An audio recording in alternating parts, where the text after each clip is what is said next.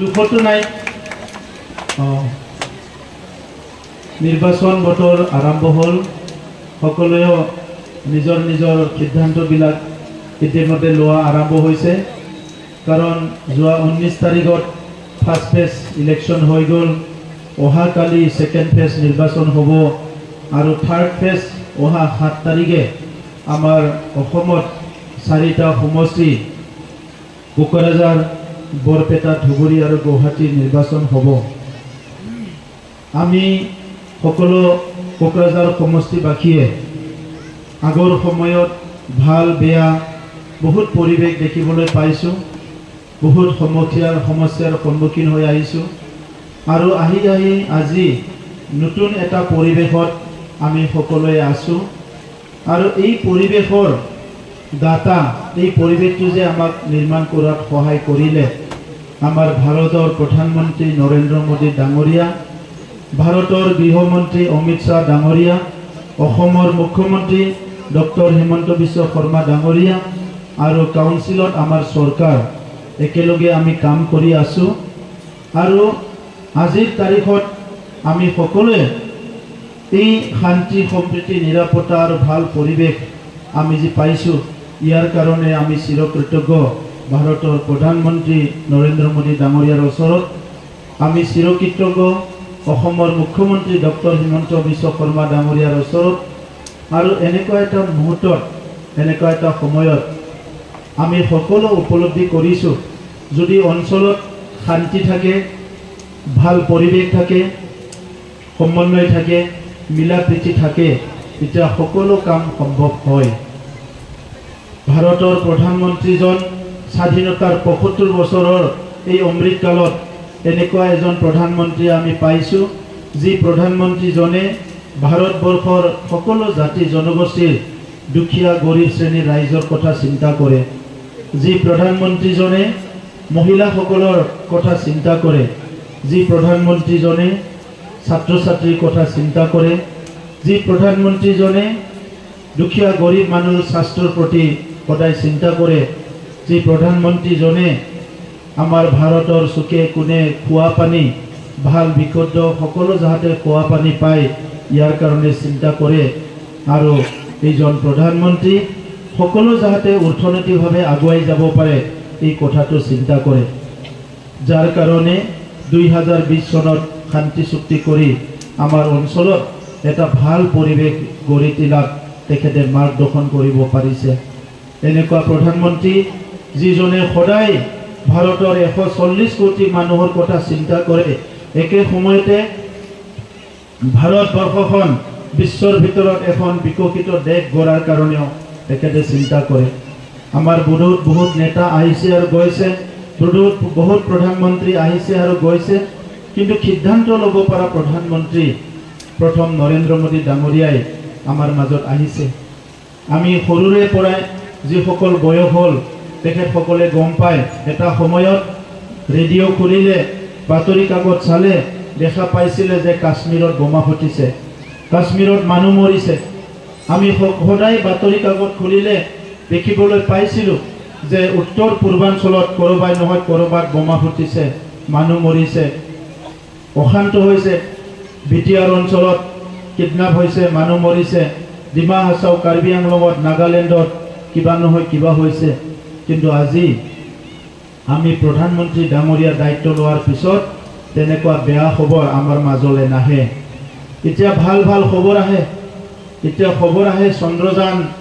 আকাশলৈ গৈ পালে এতিয়া খবৰ আহে যে আমাৰ মাজত এটা শান্তি সম্প্ৰীতি সমন্বয় ভালকৈ চলি আছে এতিয়া খবৰ আহে দুৰ্গা পূজা ভালকৈ উদযাপন হৈছে আমাৰ শ্ৰীমন্ত গুৰুজনাৰ মানে জন্ম জয়ন্তী ভালকৈ উদযাপন হৈছে ইয়াত মানে হোলী ভালকৈ উদযাপন হৈছে দিৱালী ভালকৈ উদযাপন হৈছে আমাৰ বাথৌ পৰ্ব ভালকৈ উদযাপন হৈছে সকলো ৰীতি নীতি সংস্কৃতি আজি আমাৰ পৰিৱেশত আমাৰ জাগাত ভালকৈ উদযাপন হৈছে আমাক সমাজক কি লাগে নিজৰ আত্মসন্মান লৈ জীয়াই থাকিব পৰা নিজৰ অধিকাৰ লৈ জীয়াই থাকিব পৰা আৰু নিজৰ অঞ্চলত সদায় শান্তি সম্প্ৰীতি মিলাপ্ৰীতি আৰু সমন্বয়ৰ এটা পৰিৱেশ যোৱা 17 বছৰত হাগ্ৰামা মহিলাৰী ডাঙৰীয়াই চৰকাৰ চলাইছিল।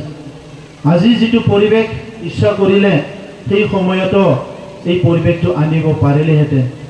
17 বছৰ এই অঞ্চলৰ ৰাইজে বিভিন্ন ৰাইজে আমাৰ বিটিআৰ অঞ্চলৰ ভোট দি পেলাই 3বাৰকৈ BPF-ক শাসনত আনিছিলে। কিন্তু 3 বছৰ তেখেতসকলৰ শাসনকালত হত্যা, হিংসা, বিভিন্ন লুণ্ঠন, ঘোষ, মানুহৰ মাজত মাৰামাৰি, জুৱা, মদ, ভাং এইবিলাকৰ পৰিৱেশে আমাৰ মাজত চলি আছিলে। এই পৰিৱেশটো আজি সমাপ্ত কৰি যোৱা 3টা বছৰত আমাৰ চৰকাৰ অহাৰ পিছত বিটিআৰ অঞ্চলত স্থায়ী শান্তি আহিল। এই পৰিৱেশৰ কাৰণে এফালে হাগ্ৰামা মহিলাৰী আৰু BPF-ৰ অপশাসন, বিভিন্ন জাতি জনগোষ্ঠীৰ মাজত বৈষম্যতা, এই পৰিৱেশবিলাক দেখি পাই পেলাই আমাৰ মাজত বড়ো অনাবড়ো সৃষ্টি হৈছিলে। বড়ো অনাবড়ো বুলি একো জাতি নাই, এইটো এটা খং আৰু দুখৰ বিনিময়ত জন্ম হোৱা এটা জাতিৰ নাম। আজি সেই খং আৰু দুখৰ বিনিময়ত জন্ম হোৱা যিটো বড়ো অনাবড়ো 3 বছৰ আমাৰ চৰকাৰৰ সময়ত এইটো 80% আজি সমাপ্ত হৈ গ'ল। বিভিন্ন অঞ্চলবিলাকত আজি বিভিন্ন জনগোষ্ঠীৰ মাজত মিলা প্ৰীতি সমন্বয় লাহে লাহে আৰম্ভ হৈছে। আমাৰ সকলোৰে দায়িত্ব আছে। এই ভূমিত, এই অঞ্চলত আহি থকা হাজাৰ বছৰত আমাৰ নৱপ্ৰজন্মই বসবাস কৰিব। এই অঞ্চলত আমি ঘৃণাৰ বীজ সিঁচিম, যিটো নেকি কয় আমাৰ খং আৰু ঘৃণাত য'ত জন্ম পোৱা গছ পুলি ৰুম নে মৰম স্নেহৰ মাজত জন্ম মানে আমি গছ পুলি ৰুম। কি জেনেৰেশ্যন আমি আহি থকা সময়ত বিচাৰিছোঁ, এই কথাবিলাক চিন্তা কৰাৰ কাৰণে সময় আহিছে। আজি সমাজখন, আজিৰ প্ৰজন্মই যিফালে লৈ যায় সমাজখন সিফালেই যাব। কিন্তু আজিৰ সমাজৰ যিখিনি আমাৰ জেনেৰেশ্যন আছে, অভিভাৱকসকল আছে, দায়িত্বশীল ব্যক্তি আছে, চিন্তাশীল ব্যক্তি আছে, সেইসকলে আহি থকা সময়ত আমাৰ সমাজখন কোনফালে লৈ যাম এই কথাটো চিন্তা কৰিব লাগিব। পৰিৱেশ ইলেকশ্যন আহিব আৰু যাব, কিন্তু আমাৰ এই সমাজখন অহা 100 বছৰ মানে 1000 বছৰ একেলগে থাকিব লাগিব। এই অঞ্চলৰ ৰাস্তা নিৰ্মাণ হ'ব লাগিব, ধৰ্মীয় উপাসনা মন্দিৰবিলাক নিৰ্মাণ হ'ব লাগিব, থানচালিবিলাক নিৰ্মাণ হ'ব লাগিব। মানুহ হিচাপে জীয়াই থকাৰ কাৰণে যিখিনি সুবিধা লাগে এই সুবিধাবিলাক এই অঞ্চলত স্থাপন কৰিব লাগিব। গতিকে আজিৰ সময়ত আমি অকল এজনে আনজনক বেয়া পাই কথা পাতে, ঘৃণা কৰে, খং কৰে, এইটো দি চব কথা সমাধান নহ'ব। আমি এজনে আনজনক আঁকোৱালি ল'ব লাগিব। কেতিয়াবা ইয়াৰ কোনোবা MCLA বড়ো হ'ব, কোনোবা কেতিয়াবা মদায়ী হ'ব, কেতিয়াবা ৰাজবংশী হ'ব, কেতিয়াবা গোৰ্খা হ'ব, কেতিয়াবা আদিবাসী হ'ব। কিন্তু যোনেই নহওক কিয় এই অঞ্চলৰ পৰা MCLA MLA আমাৰ সকলোৰে কাম কৰিব পৰা এটা পৰিৱেশ আমি গঢ়ি তুলিব লাগিব। আমাৰ সমাজৰ মাজত কোনো এটা লক্ষ্মণ ৰেখা টানি ল'লে আমাৰ মাজত কোনো লাভ নহ'ব। দিহেৰা বুলি কৰে ABC ব্লকৰ মাটিৰ সমস্যা সমাধান হোৱা নাই। যোৱা সময়বিলাকত মই যেতিয়া ৰাজনীতিত নাছিলোঁ, চৰকাৰত নাছিলোঁ, তেতিয়াও শুনি আহিছোঁ ABC ব্লকত কেতিয়াবা মানুহবিলাকে দুখ পাইছে, বহুত কথা কৈছে, ভোট নিদিওঁ, কিবা নিদিওঁ, বহুত কথা কৈছে, কিন্তু সমাধান হোৱা নাই। 17 বছৰত মাত্ৰ 15,000 পৰিয়ালৰ মাটিৰ সমস্যা সমাধান কৰিছে BPF-এ। আমি 3 বছৰত 1 বছৰ কাম কৰিব পৰা নাই কৰোনাৰ কাৰণে। মাত্ৰ 2 বছৰত 1,20,000 পৰিয়ালৰ মাটিৰ সমস্যা সমাধান কৰিলোঁ। আৰু মই আগতে কৈছোঁ যে এই ভূমিৰ কাৰণে গোটেই বিশ্বত আজি আন্দোলনবিলাক, ভূমিৰ কাৰণে যুদ্ধবিলাক হৈ আছে। নিজৰ ভেটিৰ মাটিখিনি যদি নিজৰ নহয়, মানুহ ইয়াতে ভয় শংকা আৰু বেলেগ একো নাই। সেইকাৰণে মই কৈছোঁ, যেনেকৈ আমি হাজাৰ হাজাৰ আজি ফৰেষ্ট অঞ্চলত বসবাস কৰা বিভিন্ন মানুহৰ মাটিৰ সমস্যা সমাধান কৰিছোঁ, এই ABC ব্লকৰ পৰা যিমানখিনি বিভিন্ন জেগাত মাটিৰ সমস্যা আছে, অহা 3 মাহত 80,000 পৰিয়ালৰ মাটিৰ সমস্যা আমি সমাধান কৰিবলৈ গৈ আছোঁ। ভাৰতৰ ভিতৰত আমাৰ কাউন্সিলে প্ৰথম কাউন্সিল য'ত ভূমি মেলা হৈছে। আমাৰ যিসকল জ্যেষ্ঠ 60 বছৰ 70 বছৰ বয়স হৈছে, আপোনালোকে সুধি চাওক, কোনোবা ভাৰতবৰ্ষৰ অসমত কোনোবা অঞ্চলৰ ৰাইজত কেতিয়াবা ভূমি মেলা হৈছিলে নেকি? ইয়াত কেতিয়াবা খাদ্য মেলা হয়, কাপোৰ কানিৰ মেলা হয়, চুবন কাটাত মানে ইণ্ডো ভূটান মেলা হয়, কিন্তু ভূমি মেলা কেতিয়াবা শুনিছিলে নেকি? মটৰচাইকেল মেলা হয়, লন মেলা হয়। আমাৰ চৰকাৰ অহাৰ পিছত 20 দিনীয়া ভূমি মেলা পাতি সাৰ্কেল অফিসাৰবিলাকত নিজৰ নিজৰ অফিচত দায়িত্ব দি 20,000 পৰিয়ালৰ সমস্যা আমি 20 দিনত সমাধান কৰিছোঁ ভূমি মেলা পাতি।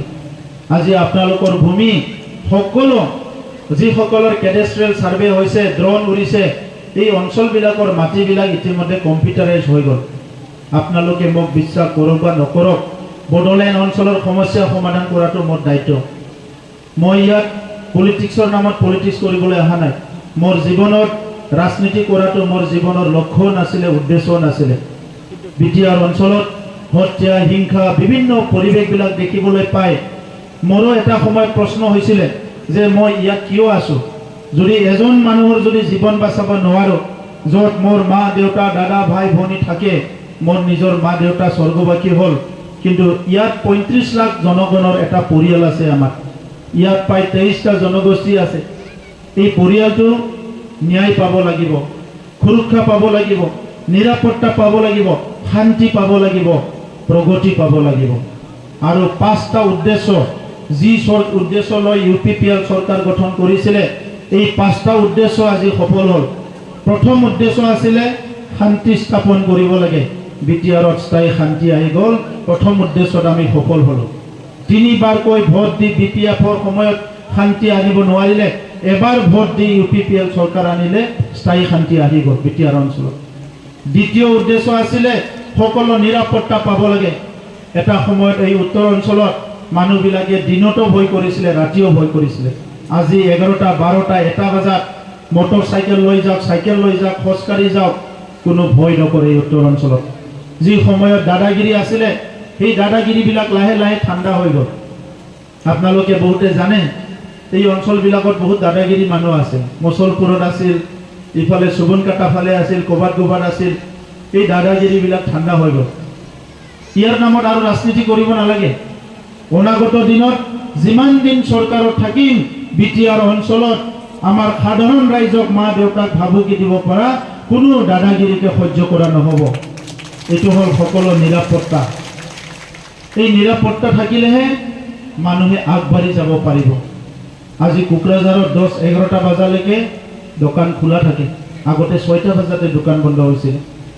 মই কেইদিনমান আগতে কোকৰাঝাৰৰ দুৰ্গম অঞ্চলৰ পৰা আহি আছিলোঁ, গাঁৱৰ পৰা। 11টা বজাত দেখিছোঁ এজন বাইদেৱে স্কুটি চলাই আহি আছে, ৰাতি 11টা বজাত। তাৰমানে আমাৰ ইয়াত নিৰাপত্তা আহিল। এটা সময়ত আমাৰ অঞ্চলত আলহী খাব আহিলেও মানুহ ভয় কৰিছিলে। বাহিৰৰ মানুহটো বাদ দিয়ক, নিজৰ মানুহে ভাবি আছিলে আৰু কেইবছৰমান এনেকুৱা থাকিলে ল'ৰা ছোৱালীবিলাক চব বাহিৰত পঠাব লাগিব বুলি। আজিতো কোনো এনেকুৱা ভাবা নাই। আজি আমাৰ অঞ্চলত মানুহ আহিব বিচাৰে। ছেকেণ্ড উদ্দেশ্য আমাৰ সফল হ'ল। তৃতীয় উদ্দেশ্য, ভাল চৰকাৰ এখন লাগে, গুড গভৰ্নেন্স। যোনে নেকি 3rd গ্ৰেড 4th গ্ৰেড সৰু সুৰা চাকৰিবিলাকতো লাখ লাখ ঘোষ খাইছিলে BPFৰ দিনত। 99 চনৰ মাষ্টৰবিলাকৰ পৰা পইচা খাইছিলে, কিন্তু চাকৰি দিয়া নাছিলে।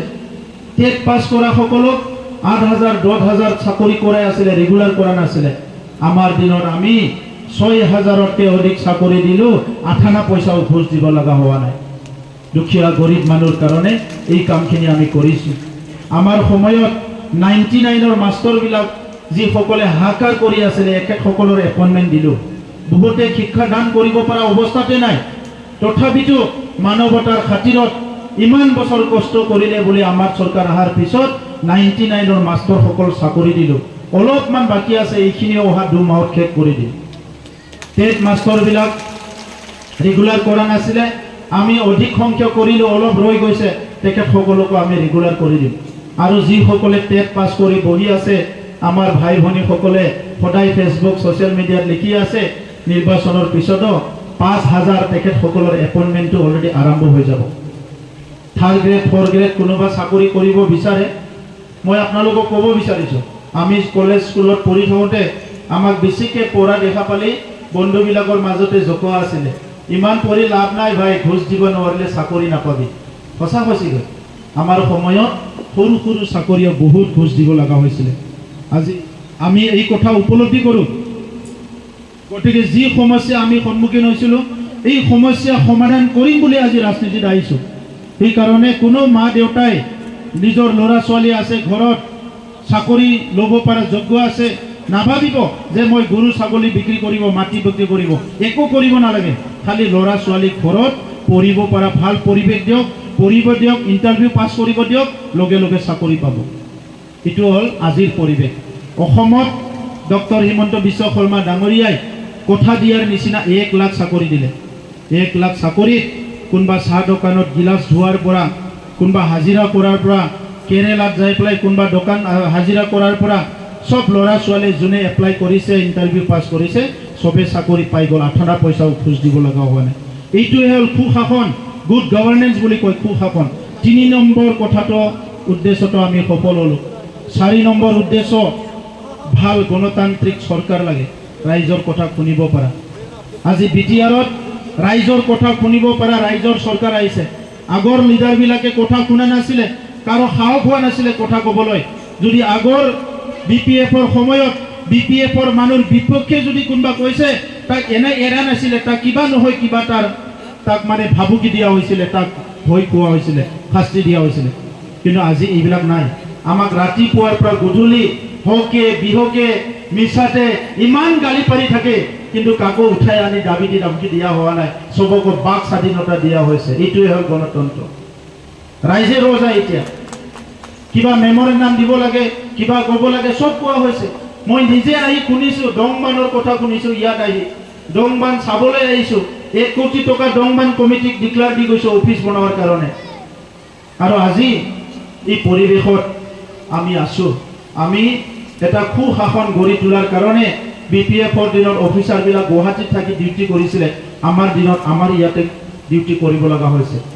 BPFৰ দিনত 17 বছৰত 39,000 PMৰ ঘৰ নিৰ্মাণ কৰিছিলে। এইটো আধৰুৱা হৈ আছিলে।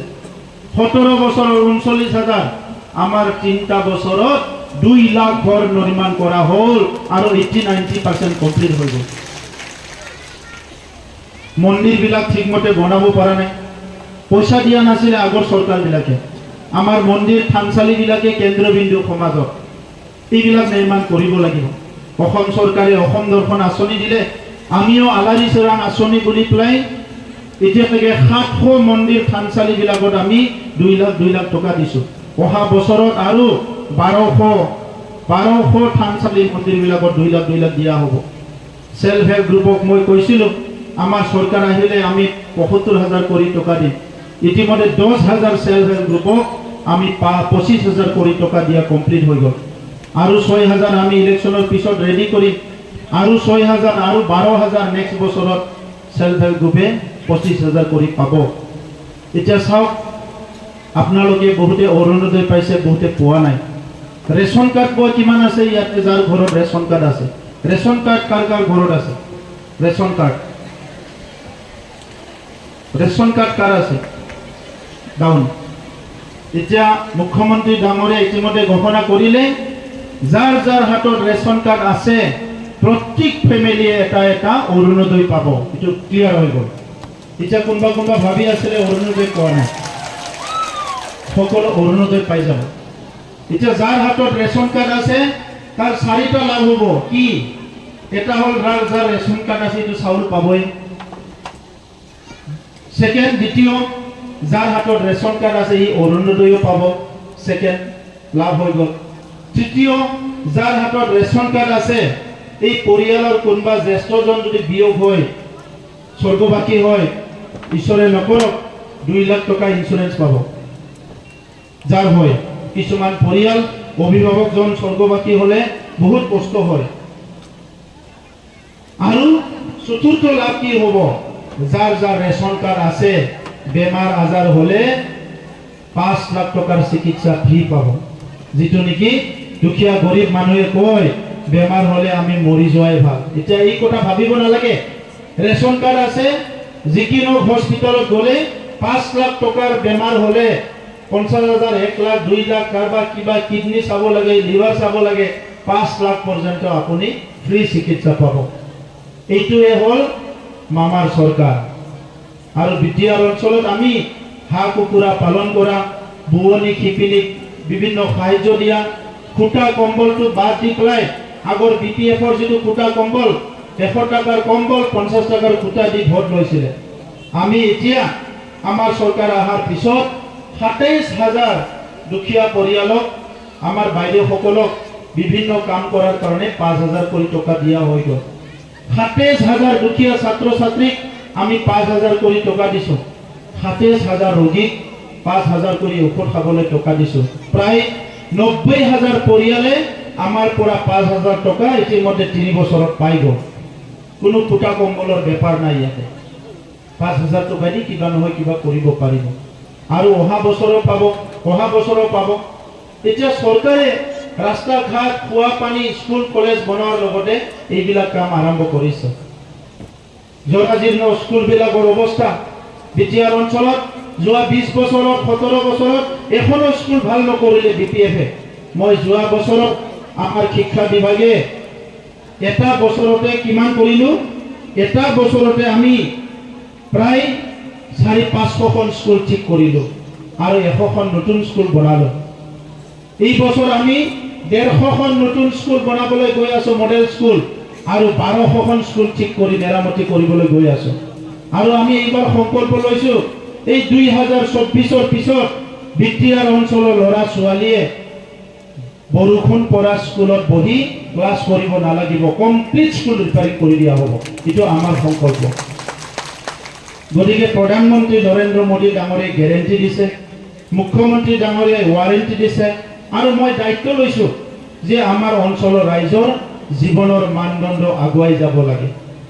ধৰ্মীয় অনুষ্ঠানৰ পৰা স্কুললৈকে সব ঠিক কৰাৰ দায়িত্ব লোৱা হৈছে। আপোনালোকে দেখিছে মেট্ৰিকৰ ৰিজাল্টত যোৱাবাৰ চিৰাং আৰু বাক্সা অসমৰ মানে প্ৰায় টপত আছে। যি তলত থকা আছিলে এতিয়া টপত আহিছে। এই বছৰ একদম ওপৰত আছে আমাৰ ৰিজাল্ট। আপোনালোকক সকলোকে, অভিভাৱকসকলক মই ধন্যবাদ জনাইছোঁ। ছাত্ৰ ছাত্ৰী আৰু শিক্ষাগুৰুসকলকো ধন্যবাদ জনাইছোঁ। এই পৰিৱেশ আমাক লাগিব। আগতে অস্ত্ৰ শস্ত্ৰৰ সংগ্ৰাম, বিভিন্ন জাতি জনগোষ্ঠীৰ সংগ্ৰাম, আমাৰ অঞ্চলটো উত্তপ্ত হৈ আছিলে। এই কাৰণে পঢ়া পাতি, খেতি বাতি সব পিছ পৰি আছিলোঁ। আজিকালি খুব ভাল হৈ আহিছে। এই কথাটো সকলো মনোযোগ দিব লাগিব। আপোনালোকক মই এটাই অনুৰোধ কৰিম, যিখন ঘৰত আমি বসবাস কৰোঁ, এই ঘৰখনক আমি জুই লগাম নে এই ঘৰত আমি ফুল ৰুম, এই কথাটো আপোনালোকে চিন্তা কৰক। আমি যদি এজনে আনজনক অলপো সহ্য নকৰোঁ, যি কথাবিলাক আমি খং কৰি বেয়া পাই একো লাভ নহয়, বৰঞ্চ লছে হয়, এই কথাবিলাক পাতি আকৌ লাভ নাই। আমিও আগুৱাই যাব লাগিব। পৃথিৱীখন বহুত আগুৱাই গ'ল, আমি কিয় পিছ পৰি থাকিম? তো সেইকাৰণে মুখ্যমন্ত্ৰী ডাঙৰীয়াই এতিয়া আসাম মালা ৰাস্তা দিছে। আসাম মালা ডাঙৰ ৰাস্তা হ'ব। বৰমা যাবৰ কাৰণে আপোনালোকে ১৫-২০ মিনিটত বৰমা পাই যাব। এতিয়া বিভিন্ন সুবিধাবিলাক আহি আছে। ষ্টেডিয়াম হ'ব, বহুত ভাল ভাল অনুষ্ঠান হ'বলৈ গৈ আছে। যেনেকৈ তামোলপুৰত মেডিকেল কলেজ হৈ গ'ল। আজি আমাৰ যিটো এই চকীত এইটো আছে, এইটো টুৰিষ্ট স্পট হিচাপে আমি ডেভেলপ কৰিবলৈ গৈ আছোঁ। মানাছত বিভিন্ন অনুষ্ঠান প্ৰতিষ্ঠানবিলাক হ'বলৈ গৈ আছে। মই দীঘলীয়া কথা নকওঁ। এই নিৰ্বাচনত আমাৰ লগত প্ৰতিদ্বন্দ্বী নাই, কাৰণ বিজেপি, এজিপি আৰু UPPL একত্ৰিত হৈ পেলাই ইউনাইটেডলি যিটো নিৰ্বাচন খেলি আছে, ইয়াত আমাৰ প্ৰাৰ্থী বহুত ভোটত জয় হ'বলৈ গৈ আছে। আপোনালোকে চিন্তা কৰক, আগৰ সময় আৰু এতিয়াৰ সময়, এই বেয়া সময়বিলাক গ'ল আৰু ভাল সময়বিলাক আহিছে। এজন ডাঙৰ পণ্ডিতে কৈছে, আমি অন্ধকাৰত সদায় গালি পাৰাকে কেণ্ডেল এটা জ্বলাই দিয়াটো ভাল বুলি পেলাই। তেখেতে ইংলিছত কৈছে, it is better to light a candle than to curse the darkness. আমি অন্ধকাৰক বেয়া পাওঁ, এই অন্ধকাৰ অন্ধকাৰ অন্ধকাৰ বুলি। অন্ধকাৰক বেয়া পাই লাভ নাই। অন্ধকাৰটো খেদিবলৈ আপুনি কেণ্ডেল এটা জ্বলাই দিয়ক। আজি আপুনি ভাবক যে আপুনি সমাজখনৰ কাৰণে কি কৰিছে, অঞ্চলৰ কাৰণে কি কৰিছে, পৰিৱেশটো ঠিক কৰাৰ কাৰণে কি কৰিছে। বৰৈ অসমীয়া গালি পাৰিবলৈ, অসমীয়াই বলক গালি পাৰিবলৈ বহুত সময় আছে, কিন্তু আমাৰ স্কুলখন কোনে নিৰ্মাণ কৰিব? ৰাস্তাটো কোনে নিৰ্মাণ কৰিব? খোৱা পানী কোনে আনি দিব? আমাৰ ল'ৰা ছোৱালীক কোনে চাব? এই পৰিৱেশবিলাক আজি চাবলৈ সময় আহিছে। গতিকে অনাৰ্থক কথাবিলাক যাতে চবে পাহৰি যায়, পিছত লগ পাম, একেলগে কাম কৰিম। এই অঞ্চলৰ উন্নয়নৰ দায়িত্ব আমাৰ। আমি সকলো মিলি এই অঞ্চলৰ উন্নয়নৰ একেলগে কাম কৰিম। এই কথাখিনি অনুৰোধ কৰিলোঁ। मोजाङैनो दङ ना बयबो रायजोफोर? मोजाङैनो दङ? बैसाग जाबाय? बयबो बुजि मोनजोबबाय नङा होमबा? दा बारा गोलाव बाथ्रा बुंला दिहिरायाव गोबां खामानि मावनांगौ दङ जोंहा MCLA आ जेनबाय थायो नेक्स्टआव MCLA आबो देरहानांगोन आरो एबारथ' MP आ देरहागोन आं स्पेशली जोंनि दैदेनगिरिफोरखौ बुंदों जे दिहिरा ओनसोलनि जौगानायनि दायित्वखौ आं लागोन होननानै ओंखायनो फैबाय थानाय समाव नैबे जि 1.5 बोसोर सम दंबावो बेवहाय दिहिरा ओनसोलनि जौगानायनि थाखाय आं डाइरेक्ट सिगनिफ्रायनो जि गामियाव मा जेंना दङ आं डाइरेक्ट खामानि मावगोन ओंखायनो जेबो गोनो गोथो जानो नाङा सोलोंथाइनिफ्राय लाना रांखान्थि जौगानाय आइजोफोर जौगानाय गासैबो खामानि मावगोन एबार नांगोला देरहाखाया कुनु कारणाव देरहाया देरहानायनि कुनु चान्सआनो गैया BPF एबार जिकार कुनु चान्सए নাই যি সময়ত পাৱাৰত আছিল তেতিয়া হাৰিছে এতিয়া যি ক্যান্ডিডেট জনক দিছে তেখেতে MCLA তে হাৰিছে আৰু কোট আহি প্লাই MP জিকিব এনেকুৱা পৰিবেশে নাই কোকৰাঝাৰতো নাই চিৰাঙতো নাই বাক্সাতো নাই এই কাৰণে আমাৰ ভোটটো নষ্ট কৰিব নালাগে জয়ন্ত বসুমতাৰী যোৱাবাৰ সিডলিত বহুত ভোটত জিকি বিধায়ক হৈছে শান্ত সুস্থ ভাল মনৰ মালৰা এজন বহুত বছৰ সমাজৰ কাৰণে কাম কৰিছে তেখেতে সাংসদ হৈ গলে আমাৰ সকলোৰ কাৰণে ভাল চিন্তা কৰিব পাৰিব গতিকে ABC ব্লক এই সমস্যা সমাধানৰ দায়িত্ব মোৰ ABC ব্লকৰ সমস্যা সমাধানৰ দায়িত্ব মোৰ ফৰেষ্ট অঞ্চলত মাটি ইতিমধ্যে পালে যি সকলো বাকি আছে এলিফেন্ট কৰিডৰ কিবা কিবি এইবিলাক ষ্টাডি কৰি আছে ফৰেষ্টে এই অঞ্চলৰ মাটি বাৰীৰ সমস্যা সমাধানৰ দায়িত্ব আমাৰ আপোনালোকৰ দায়িত্ব আমাক মৰম কৰাটো পইচা নালাগে নহয় হয়নে নহয় একবাৰ মৰম কৰি দিয়ক আৰু বাকি সমস্যাখিনি সমাধান কৰিবলৈ পৰিৱেশ এটা সৃষ্টি কৰক আমাৰ দাদাহঁতৰ 60 বছৰ 70 বছৰ হল মাটি বাৰী হোৱা নাই এতিয়ালৈকে সবে যাহাতে নিজৰ হাতত এই মাটিটো মোৰ হল বুলি সাৰ্টিফিকেটটো লৈ যাব পাৰে অহা 6 মাহ 8 মাহৰ ভিতৰত এই দায়িত্বটো সকলো চিন্তা কৰক বাকি কথা মই চিন্তা কৰিছো সকলোলৈ ধন্যবাদ জনালো আৰু 7 তাৰিখে ইফাল কিফাল চাব নালাগে ডাইৰেক্ট ট্ৰেক্টৰ হয়নে 2020 চনতে ট্ৰেক্টৰৰ ওপৰেদি আমি নাঙল চলাই নাঙলৰ ওপৰেদি আমি ট্ৰেক্টৰ চলাই দিলো নাঙলৰ ওপৰত ট্ৰেক্টৰ উঠি গলে আৰু নাঙল হৈ নাথাকে বুজিছেনে নাঙলো ফালো সব ভাঙি গল আৰু এতিয়া খালি হাগ্ৰামা মহিলাৰী কোনবা আছে অলপ আগৰ পৰা নিমখ পানী খোৱা এটা দুটা হিহঁতে মানে গাঁৱে গাঁৱে যায় ক'বাত কয় 1500 টকা দিম খানা খা